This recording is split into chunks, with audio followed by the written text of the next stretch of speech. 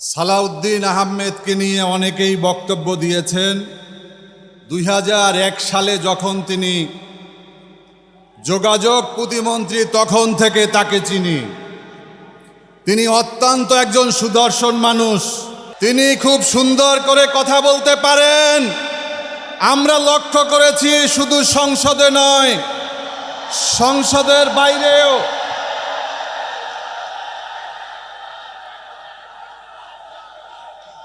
আপনারা বসেন, আপনাদের মেহমান আরও আসবে। সংসদে এবং সংসদের বাইরে তিনি খুব সুন্দর করে কথা বলতে পারেন। তার সাথে দীর্ঘদিন জাতীয় ঐক্যমত্য কমিশনে কাজ করার সুযোগ হয়েছে। তিনি সেখানে সুন্দর করে সত্য উপস্থাপন করেছিলেন। আবার দেখলাম নির্বাচনের পরে এই জাতীয় সংসদে তিনি আবার সেই একই বিষয়ে অসত্য বক্তব্য সুন্দরভাবে উপস্থাপন করে যাচ্ছেন। আমরা তো ভেবেছিলাম তিনি বোধহয় আইনমন্ত্রী, কিন্তু তিনি আইনমন্ত্রী নয়, তিনি হচ্ছে স্বরাষ্ট্রমন্ত্রী। দেশের আইন শৃঙ্খলার চরম অবনতি হয়েছে। আজকে তিনি সংসদে বলেছিলেন মব হতে দেওয়া হবে না, বাংলাদেশে নতুন কোনো মব হবে না।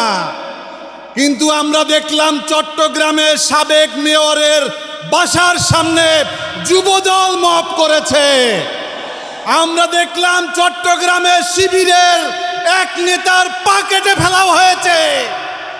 আমরা গতকালকে দেখলাম শাহবাগে একজন নিরাপত্তার জন্য জিডি করতে গিয়ে তারপরে তাকে নৃশংসভাবে হামলা করা হয়েছে।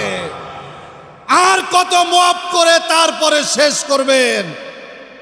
শুধু একটা কথা বলবো, আমরা ভেবেও দেখি নাই কখনো যে বিএনপি ক্ষমতায় আসার 2 মাস পরে এদেশের মানুষের মাঝে আওয়াজ উঠবে এই সরকার অতি সত্বর বিদায় নেবে। আমরা আপনাদের বিদায় চাই না, আমরা চাই আপনারা ইনসাফের বাংলাদেশ গড়ে তুলেন। আমরা ইনসাফের বাংলাদেশ চাই, আমরা গণভোটের বাস্তবায়ন চাই। আপনাদের সবাইকে ধন্যবাদ।